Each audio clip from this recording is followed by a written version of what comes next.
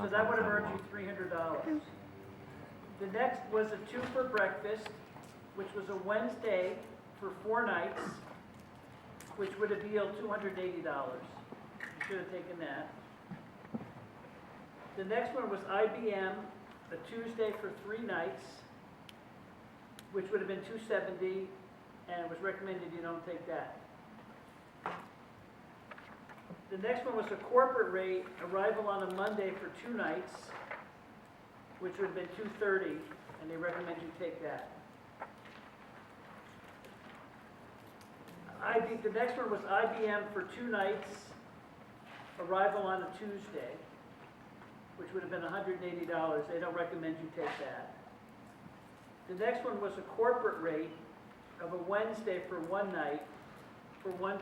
You shouldn't have taken that. The next one was the advanced purchase, a Sunday night for 5 nights. If you had taken that, which you should have, it would have been $425. The next one was a 2 for breakfast, arrival on a Saturday for 1 night, which was $70. They recommended you take that. The next one was an advanced purchase, arrival on a Saturday for 1 night at $85. They recommend you take that.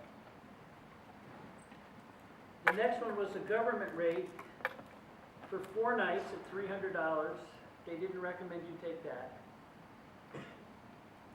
The corporate rate was a Monday for 3 nights at $345. They recommended you take that.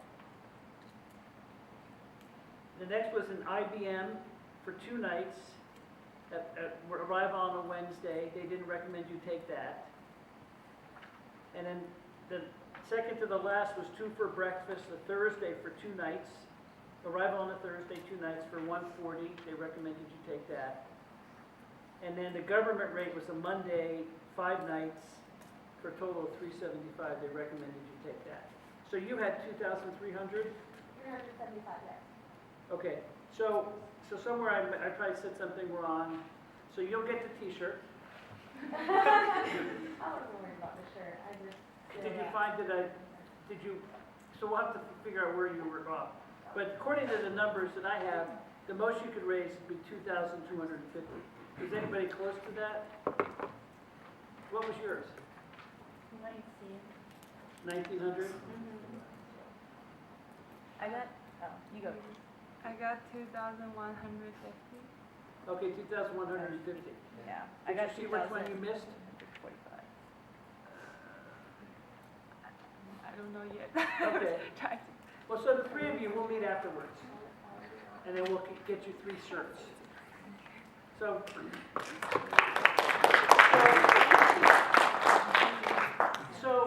that's the purpose of that game is really to get you to understand the whole idea of revenue management. And the idea is this, is that we never know when our reservations are coming in or how many reservations we're going to get. We never know for certain. So we use revenue management and we use statistics and probability theory to estimate what the demand is going to be. And if you decide to go into revenue management, your goal is to say, okay, what rooms do we take at what price? And what do we put on restrictions so that we can maximize the total revenue? So because you didn't know how many reservations were coming in, there was a tendency probably, how many of you wanted to kind of take sort of some of those first reservations that look good because they seem to have a lot of number, right? But if you take them, what happens, of course, then is you can't go any further because the room has been sold, right? And so the key thing is, how many of you work in reservations? Okay, so this is why reservations are so critical, because when those calls come in, does the person above you ever ask, what the call volume is, or calls coming in quickly and things like that? Do they kind of monitor how well it's going? We have a system that does that for us. Yeah, a system that does that. So systems were put in place, but it's important that you understand why we have those systems. So I'm going to talk about what revenue management is. And I'm not going to talk long because that took a long time. But it's there's a famous guy who really is kind of one of the founders of revenue management named Robert Cross. And this was his definition of revenue management. I like to think of revenue management more simply. Tell me when you want to stay in my hotel, and I'll tell you what you have to pay. Tell me what you want to pay, and I'll tell you when you can stay in my hotel. Okay? Because basically what we're trying to do is we're trying to figure out how many rooms do we put at what price point. Okay? And this was really invented, obviously, in the airline industry. Well, not obviously, but it was invented in the airline industry and then adapted by the hotel industry. Okay, so the objective of revenue management is to sell the right product to the right customer at the right time for the right price. And what we think about a lot in our business is we have many different products, right? And how do we define a product in revenue management? Well, this is, Colleen will talk more about this, but we think about the product. The product is not only the room itself, but it's when do you want the room. So a room on a Saturday night is a different product than a room on a Sunday night. Okay, because it depends on what the customer wants. So for UNLV, as an example, I want to stay downtown at the Golden Nugget. And they said, yeah, you can stay Saturday night, but you have to stay Sunday night also. So they put a 2-night minimum because they didn't want to have a low occupancy Sunday because they sold only one night Saturday night. They knew there was enough demand for a Sunday night. So I had to book 2 nights. So it's the right customer because we have different room categories. Some people want 2 beds, some people want 1 bed, some people want a room with a view, some people want a room less, right? So the whole idea is how do we sell that right product at the right price? And in the game we played, there were multiple prices, multiple customers.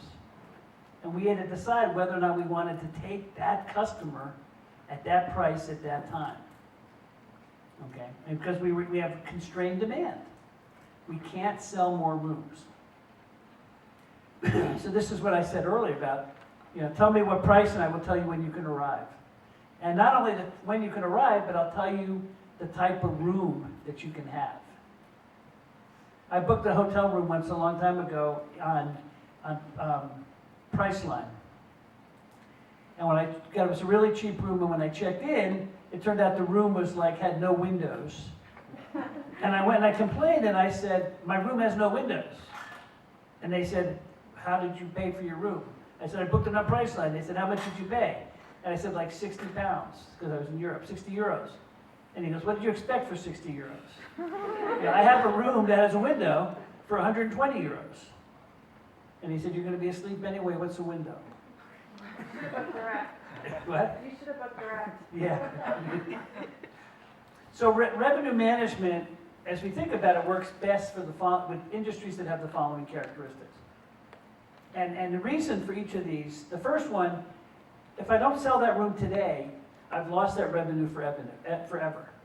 So, it's not like I can save it tomorrow. So I have to make sure on any given day I can get that price sold. Rooms that have, or industries that have a lot of seasonal or peak demands, it's important for revenue management. Because at the end of the day, a customer will pay more, right? And you think about it, what we're trying to do is we're trying to extract the most revenue. So in high demand times, we should be able to charge more because we have limited supply and more people want it. Those people that don't want it, those people who want it but aren't willing to pay for it, shouldn't get it, right? But those people who want it are willing to pay for it, we should save the room for them. If the product's value is different for different market segments, okay? So what that means, if you take a marketing, there's different customers, they have different wants, they have different needs, we put them in different segments. My wife, when she travels, she always likes to have a 2-bedded room. Just because she likes to put her suitcase on one bed, and she just likes it bigger. When I travel by myself, I don't care what I have, because it's just by myself, and I just want a small room, and I'm more price conscious. Okay? When we travel for vacation, you have a nicer room. If there's product wastage, in other words, if we can't sell it and we lose it, that goes kind of back to the first one. We just want to extract as much revenue. Okay, and if people discount to meet the competition, right? We don't want to really necessarily always want to discount, but we want to find those market segments that have those price points we're willing to pay. Okay, does that make sense? So you're getting kind of an idea about what revenue management's about. It's about how do we capture, if we have a limited amount of rooms, how do we make sure we capture as much revenue for those rooms as possible? By making sure that we've saved those rooms for people who want to pay a certain price. Okay?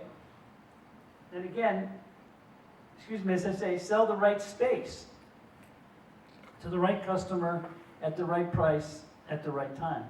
Now, one of the things that's happening in revenue management, when we think about the right space and to the right customer, we think about group business, right? It used to be that everybody thought, well, if I bring in a group, I should get a lower price point.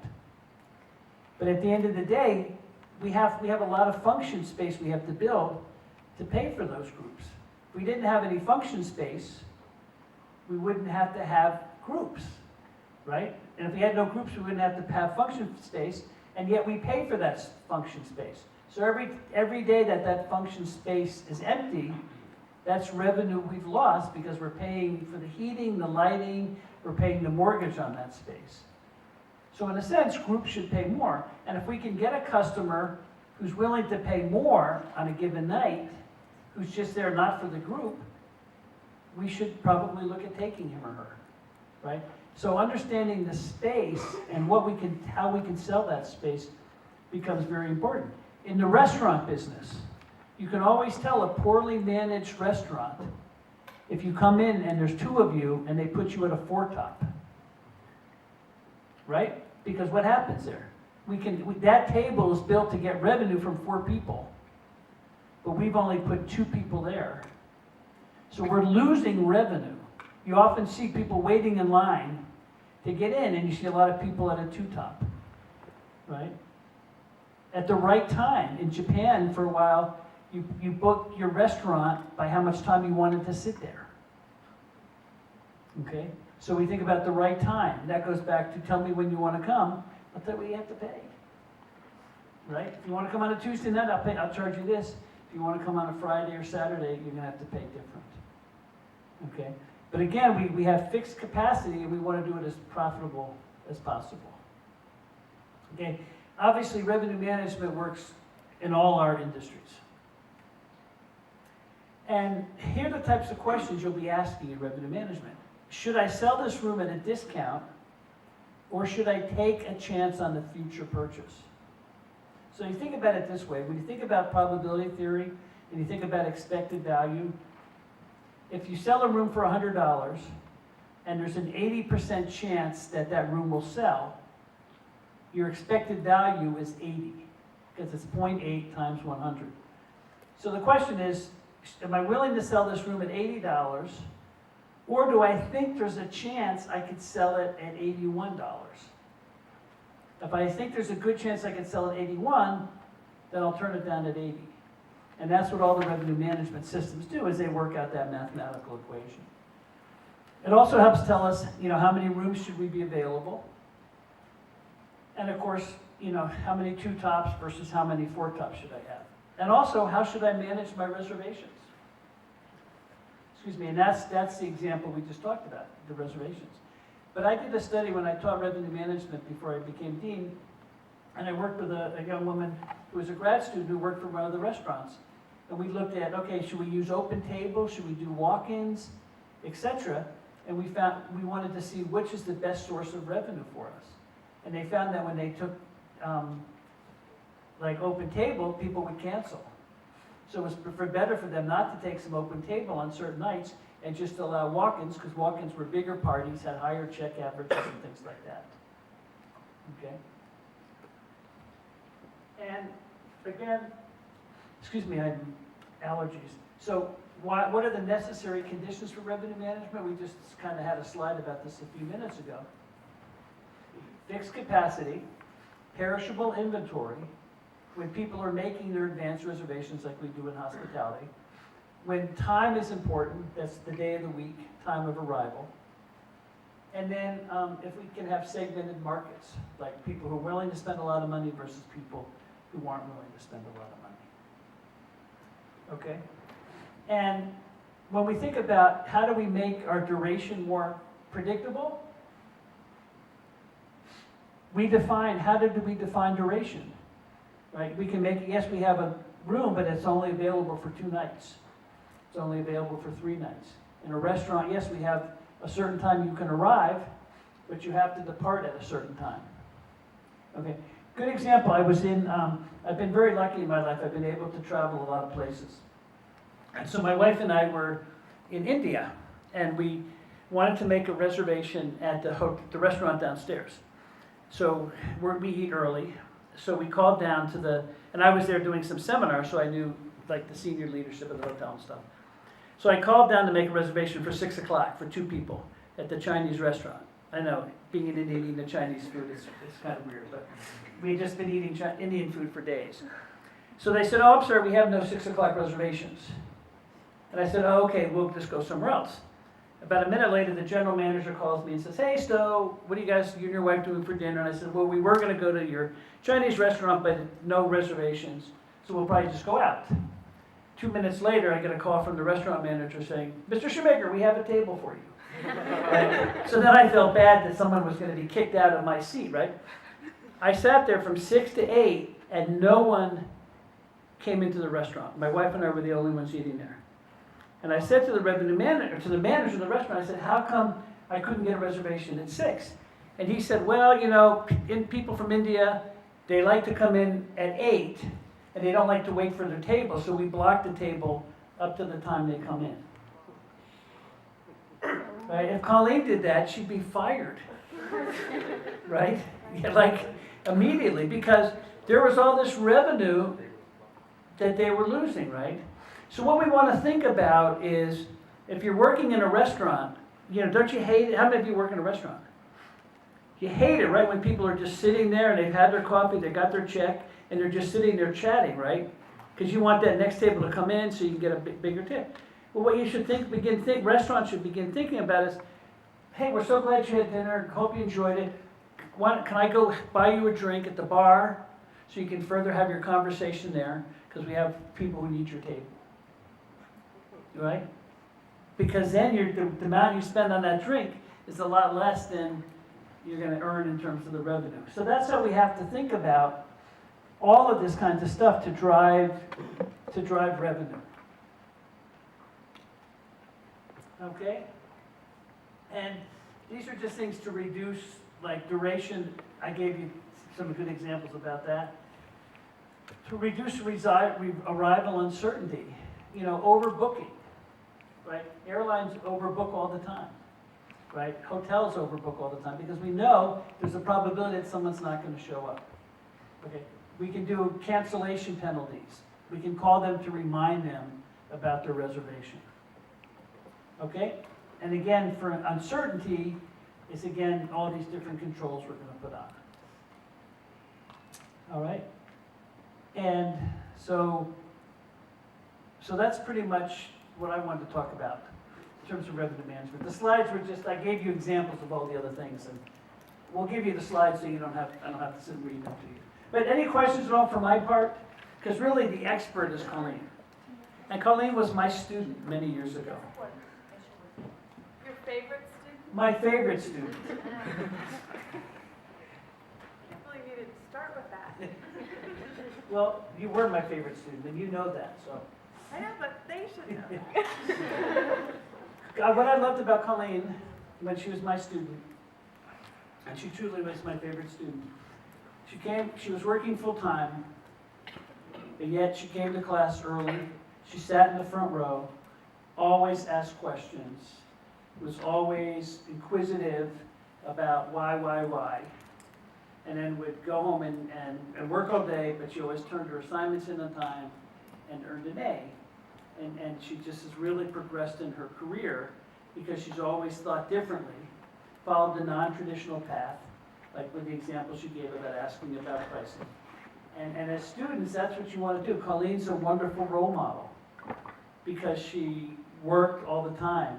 And when she came to school, she just didn't think, well, I'm working, I already know everything. She always wanted to think about why are things differently from where I'm working from what I'm hearing in school, right? And, you know, people say all the time, oh, why I didn't go to school? What do you need to go to college for? You should just work and earn money. Colleen was not like that. She worked all the time and she